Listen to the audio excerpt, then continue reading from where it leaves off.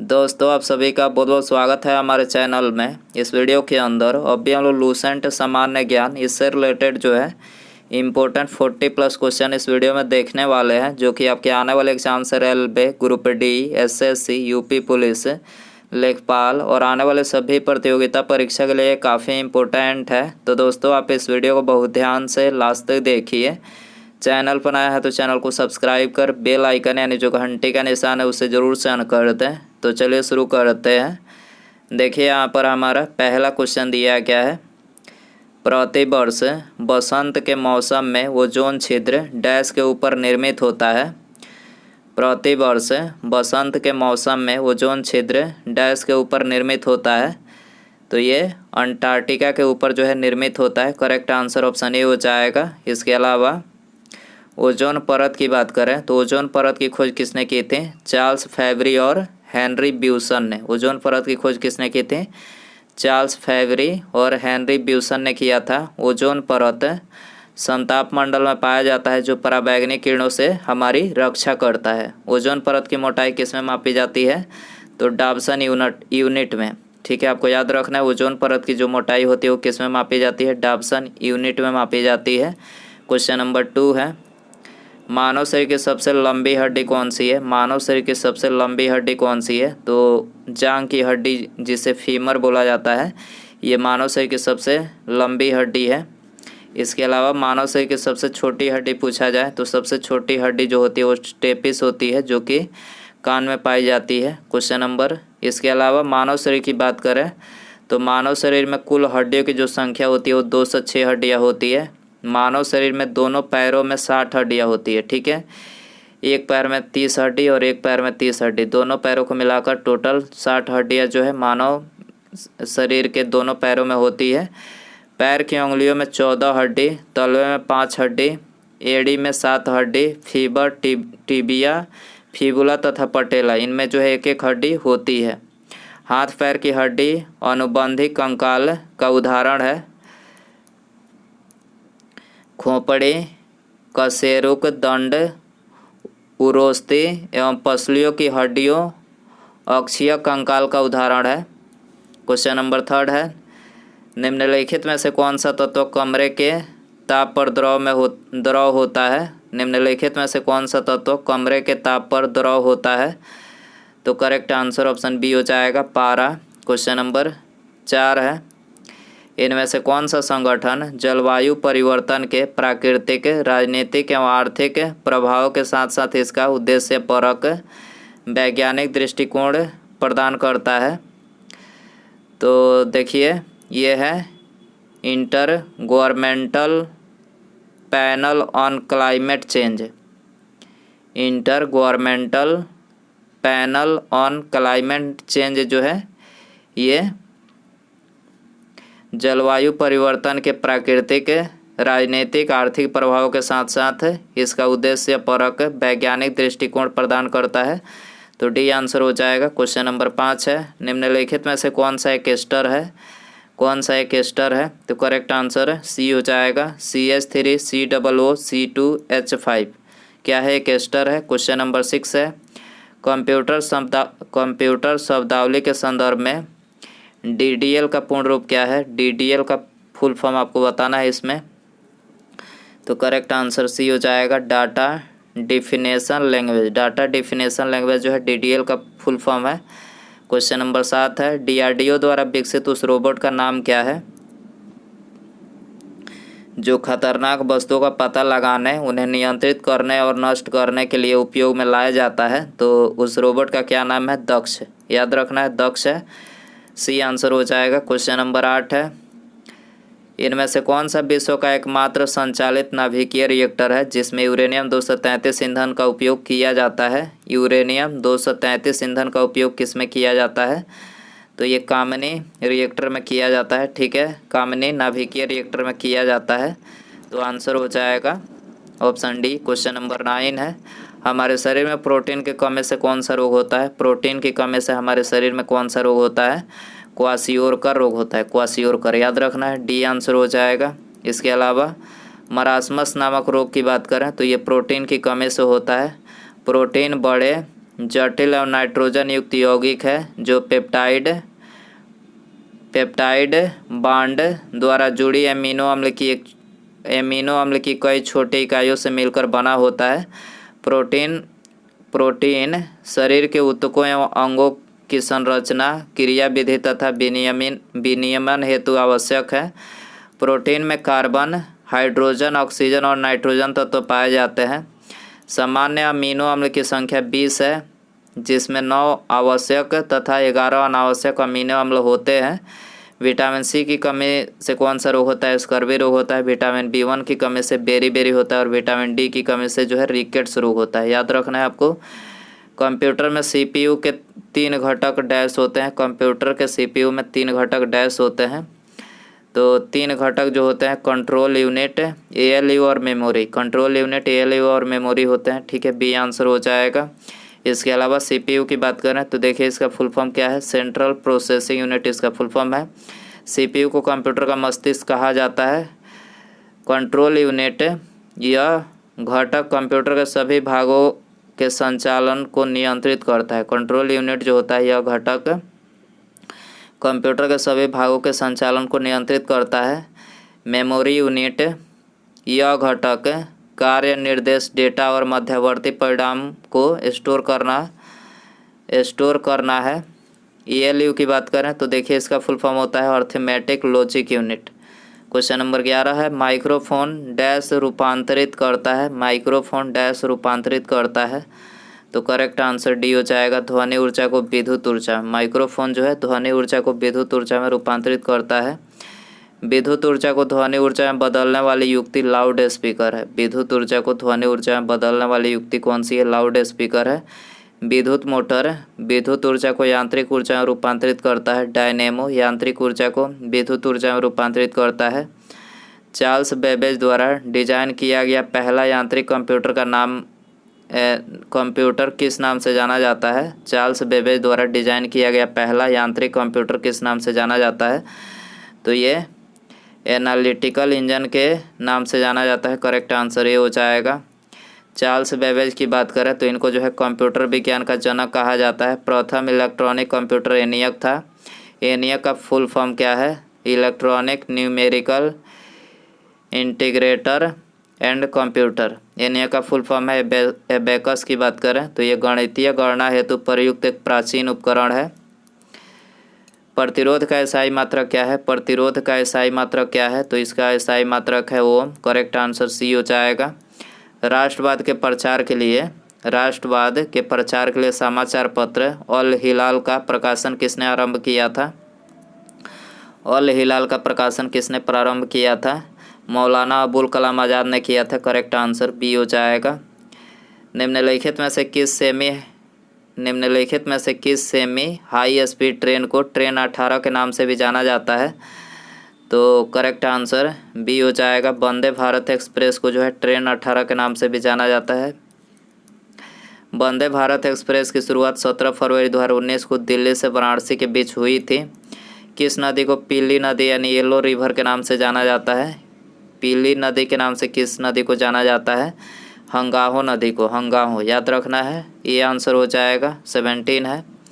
कुतुब मीनार के पास स्थित कौन सी मस्जिद के बारे में यह माना जाता है कि वह दिल्ली में बनने वाली पहली मस्जिद थी?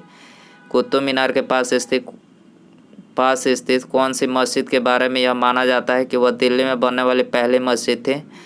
तो कुब्बतुल इस्लाम मस्जिद। कुब्बतुल इस्लाम मस्जिद इसे दिल्ली में बनने वाली पहली मस्जिद के रूप में जाना जाता है।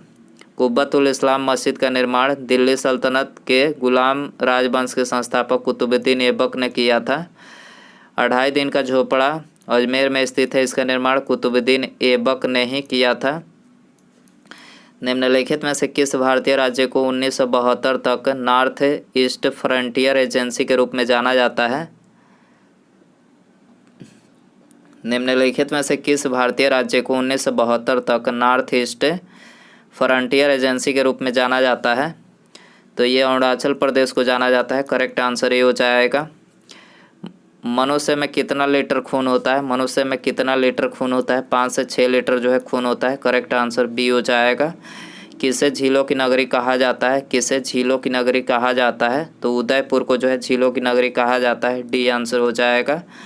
अक्टूबर 2020 तक प्राप्त जानकारी के अनुसार भारत के संविधान में कितने भाग हैं? तो अक्टूबर 2020 की प्राप्त जानकारी के अनुसार 25 भाग हैं। याद रखना है 25 भाग। और मूल संविधान में कितने भाग थे? 22 भाग। ठीक है, मूलतः जो संविधान बना था तो उसमें 22 भाग थे। भारतीय संविधान में एक प्रस्तावना 465 से अधिक अनुच्छेद है, जबकि मूल संविधान में 395 अनुच्छेद थे। भाग की बात करें तो मूल संविधान में अभी वर्तमान में 25 भाग हैं, लेकिन मूल संविधान में 22 भाग थे। वर्तमान में 12 अनुसूचियाँ हैं, लेकिन मूल संविधान में 8 अनुसूचियाँ थीं। भारतीय संविधान सभा ने संविधान को 26 नवंबर 1949 को अंगीकार किया। संपूर्ण संविधान 26 जनवरी 1950 को लागू किया गया। संविधान बनाने के लिए 13 कमेटियां गठित की गई। संविधान सभा की प्रथम बैठक 9 दिसंबर 1946 को हुई थी। भारत में नीली क्रांति का संबंध किससे है? भारत में नीली क्रांति का संबंध किससे है? मत्स्य पालन से है। करेक्ट आंसर डी हो जाएगा। भारतीय अर्थव्यवस्था डैश है। भारतीय अर्थव्यवस्था डैश है, तो ये मिश्रित अर्थव्यवस्था है। करेक्ट आंसर डी हो जाएगा। प्लासी के युद्ध में ब्रिटिश ईस्ट इंडिया कंपनी के सैन्य दल का नेतृत्व किसने किया था? तो ये रॉबर्ट क्लाइव ने किया था। करेक्ट आंसर बी हो जाएगा। 25 है। सबसे पहला और सबसे पुराना अंतर सरकारी संगठन कौन सा है? सबसे पहला और सबसे पुराना अंतर सरकारी संगठन कौन सा है? तो करेक्ट आंसर डी हो जाएगा। Central commission for navigation on the Rhine. ये सबसे पहला और सबसे पुराना अंतर सरकारी संगठन है। संयुक्त राष्ट्र यानी यूएन कौन सा निकाय प्रत्यक्ष रूप से मनुष्यों के प्रजनन स्वास्थ्य से संबंधित है? तो ये है UNFPA। ठीक है, करेक्ट आंसर सी हो जाएगा। हुड़किया बाल लोक नृत्य शैली का संबंध किस भारतीय राज्य से है? तो देखिए इसका संबंध जो है उत्तराखंड से है। करेक्ट आंसर ये हो जाएगा। भारत में बचत बैंक खाते पर दी जाने वाली ब्याज दर डैश के द्वारा निर्धारित की जाती है। भारत में बचत बैंक पर दी जाने वाली ब्याज दर डैश के द्वारा निर्धारित की जाती है। तो ये संबंधित बैंक के द्वारा निर्धारित की जाती है। करेक्ट आंसर ये हो जाएगा। निर्मित और निर्यातित वस्तुओं को प्रशासन द्वारा निर्धारित मूल्य पर बेचे जाने हेतु दिल्ली में एक विशेष बाजार शेयर-ए-अदल की स्थापना किसने की थी? निर्मित और निर्यातित वस्तुओं को प्रशासन द्वारा निर्धारित मूल्य पर बेचे जाने हेतु दिल्ली में एक विशेष बाजार शेर-ए-अदल की स्थापना किसने की थी? तो इसकी स्थापना अलाउद्दीन खिलजी ने किया था। डी आंसर हो जाएगा। भगत सिंह और बटुकेश्वर दत्त ने दिल्ली केंद्रीय विधानसभा में स्मोक बम फेंके वे किसका विरोध कर रहे थे? तो देखिए ये trade dispute bill and public safety bill का विरोध कर रहे थे। सी आंसर हो जाएगा। दोस्तों यदि आपको वीडियो पसंद आ रहा है तो प्लीज़ वीडियो को लाइक करें, अपने दोस्तों में शेयर करें, और चैनल पर नया है तो चैनल को सब्सक्राइब करके बेल आइकन यानी जो घंटे का निशान है उसे जरूर से ऑन करें। इसके अलावा भगत सिंह की बात करें तो भगत सिंह और बटुकेश्वर दत्त द्वारा 8 अप्रैल 1929 को केंद्रीय विधानमंडल में बम जो है फेंका गया था। बम फेंकने का उद्देश्य बाहरी अंग्रेज सरकार तक जो है अपनी आवाज़ पहुंचाना था। बाहरी जो अंग्रेज सरकार थी उन तक जो है बम फेंक कर अपनी आवाज़ को पहुंचाना था। साइमन कमीशन नवंबर 1927 में गठित हुआ था, जबकि 3 फरवरी 1928 को साइमन कमीशन भारत आया। इस कमीशन के सभी 7 सदस्य अंग्रेज थे, इसीलिए इसका विरोध किया गया था। भारतीय संविधान का कौन सा संशोधन मौलिक अधिकार के रूप में संपत्ति के अधिकार के उन्मूलन से संबंधित है? तो ये कौन सा संशोधन है? तो यह है 44वां संविधान संशोधन। करेक्ट आंसर डी हो जाएगा। हिंदी साहित्यकार मुंशी प्रेमचंद का मूल नाम क्या है? मुंशी प्रेमचंद का मूल नाम आपको बताना है। तो यह है धनपत राय। क्या है? धनपत राय। करेक्ट आंसर सी हो जाएगा। 1942 में भारतीय राष्ट्रीय कांग्रेस की ओर से निम्नलिखित में से किसने सबसे पहले भारत छोड़ो प्रस्ताव का मसौदा तैयार किया था? भारत छोड़ो प्रस्ताव का मसौदा किसने तैयार किया था सबसे पहले? महात्मा गांधी जी ने किया था। ठीक है, आंसर हो जाएगा ये। क्रिप्स मिशन के भारत लौटने के बाद गांधी जी ने भारत छोड़ो आंदोलन का प्रस्ताव तैयार किया। भारत छोड़ो आंदोलन के प्रस्ताव को 8 अगस्त 1942 को पास कर दिया गया। 9 अगस्त 1942 को आंदोलन शुरू हुआ था। ठीक है, 9 अगस्त 1942 को जो है ये आंदोलन शुरू हुआ था। और करो या मरो का नारा महात्मा गांधी जी ने तथा अंग्रेज़ों द्वारा भारत छोड़ो का नारा यूसुफ मेहर अली ने दिया था। करो या मरो का नारा किसने दिया था? महात्मा गांधी जी ने। जबकि अंग्रेजों भारत छोड़ो का नारा ये भी दिया गया था, यूसुफ मेहर अली के द्वारा ये नारा दिया गया था। निम्नलिखित में से किसे भारत के राष्ट्रपति द्वारा नियुक्त नहीं किया जाता है? तो राज्यों के जो मुख्यमंत्री होते हैं उनको भारत के राष्ट्रपति के द्वारा नियुक्त नहीं किया जाता है। राज्य के जो मुख्यमंत्री होते हैं इनकी नियुक्ति अनुच्छेद 164 के तहत राज्यपाल द्वारा इनकी नियुक्ति की जाती है। राज्यपाल राज्य का मुखिया होता है तथा मुख्यमंत्री सरकार का मुखिया होता है। याद रखना है आपको। निम्नलिखित में से कौन सा भारतीय रिजर्व बैंक यानी RBI का कार्य नहीं है? तो करेक्ट आंसर डी हो जाएगा। यह प्रतिभूति बाजार के विकास को बढ़ावा देता है। ठीक है, RBI जो है ये इसका कार्य नहीं है। बाकी ये तीनों RBI के कार्य है। यह करेंसी नोट जारी करता है, यह सरकार की बैंकिंग आवश्यकताओं का प्रबंधन करता है, यह वाणिज्यिक बैंकों की आरक्षित नकदी का अभिरक्षक है। ठीक है। मिश्रित कृषि की मुख्य विशेषता क्या है? मिश्रित कृषि की मुख्य विशेषता क्या है? तो देखिए इसकी जो मुख्य विशेषता वो है पशुओं का पालन और फसलों की खेती एक साथ करना। ये मिश्रित है। मिश्रित कृषि की मुख्य विशेषता है। तक्षशिला निम्नलिखित में से किस नदी के बीच स्थित है? तक्षशिला किस नदी के बीच स्थित है? सिंधु और झेलम नदी के बीच स्थित है। करेक्ट आंसर ये हो जाएगा। निम्नलिखित अभिलेखों में से किस लेख में अशोक का नाम उल्लेखित है? अशोक का नाम जो है मास्की का लघु शिलालेख में उल्लेखित है। करेक्ट आंसर डी हो जाएगा। निम्नलिखित में से कौन सी ग्रंथि दुग्ध निष्कासन हार्मोन ऑक्सीटोसिन का स्रावन करती है? कौन सी ग्रंथि दुग्ध निष्कासन हार्मोन ऑक्सीटोसिन का स्रावन करती है? तो यह है पीयूष ग्रंथि। करेक्ट आंसर ये हो जाएगा। विश्व का सबसे ऊंचा पठार कौन सा है? विश्व का सबसे ऊंचा पठार है पामीर का पठार। करेक्ट आंसर बी हो जाएगा। भारत में बिजली उत्पादन के लिए सबसे महत्वपूर्ण कच्चा माल कौन सा है? भारत में बिजली उत्पादन के लिए सबसे महत्वपूर्ण कच्चा माल कौन सा है? तो सबसे महत्वपूर्ण जो कच्चा माल है वो है कोयला। करेक्ट आंसर ये हो जाएगा। मानव शरीर की वह ग्रंथि कौन सी है? मानव शरीर की वह ग्रंथि कौन सी है जो एंजाइम और हार्मोन्स दोनों का स्रावन करती है? तो देखिए यह है अग्न्याशय। अग्न्याशय ग्रंथि जो है एंजाइम और हार्मोन्स दोनों का स्रावन करती है। करेक्ट आंसर ये हो जाएगा। उसके बाद यहाँ पर हमारा अगला क्वेश्चन है जहांगीर का मकबरा कहाँ स्थित है? जहांगीर का मकबरा कहाँ स्थित है? ऑप्शन है आपके पास काबुल, आगरा, लाहौर और दिल्ली। यदि आपको इसका आंसर पता हो तो कमेंट बॉक्स में ज़रूर बताएं। और वीडियो पसंद आया हो तो प्लीज़ वीडियो को लाइक करें, अपने दोस्तों में शेयर करें और चैनल पर आया है तो चैनल को सब्सक्राइब करके बेल आइकन यानी जो घंटी का निशान है उसे ज़रूर सेंड कर दें। ठीक है, मिलते हैं अगले वीडियो में। नमस्कार, जय हिंद, जय भारत।